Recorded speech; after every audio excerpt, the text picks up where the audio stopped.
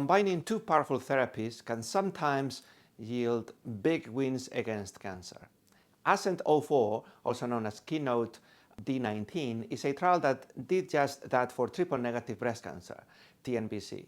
This is an aggressive form that lacks estrogen, progesterone, and HER2 receptors, making it hard to treat.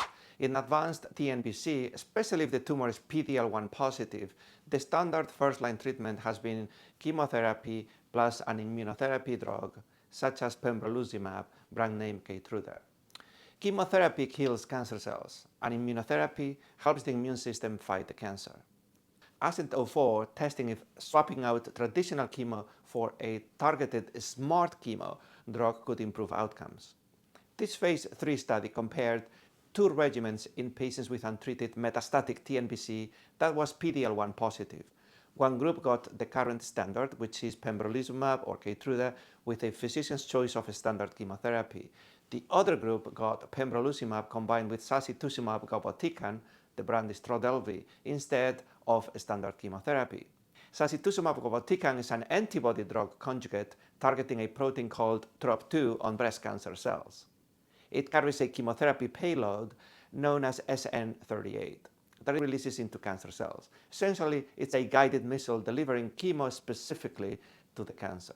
Pembrolizumab, on the other hand, unleashes the immune system by blocking the PD-1 brakes, allowing immune cells to attack the tumor.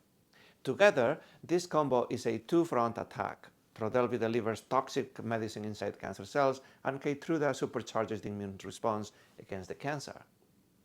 Using an ADC instead of a standard chemotherapy could also spark a stronger immune response, because dying cancer cells might release signals that further activate the immune system. The results from ASCENT-04 were groundbreaking for TNBC. The combination of Sacituzumab Govitecan and Pembrolizumab significantly improved progression-free survival compared to Pembrolizumab with a standard chemotherapy. Patients on the new combo had a longer period where their cancer did not get worse. In practical terms, that means the ADC plus immunotherapy approach was more effective than the old regimen. Overall survival data is still maturing. The safety profile was in line with expectations. Trodelvy can cause side effects like low blood cell counts and diarrhea, and those were observed but were generally manageable. Importantly, no new safety concerns appeared when it was combined with Pembrolizumab. Patients didn't experience more severe immune-related side effects than usual for Keytruda. This trial is the first to show that an ADC plus immunotherapy can outperform chemotherapy plus immunotherapy in breast cancer.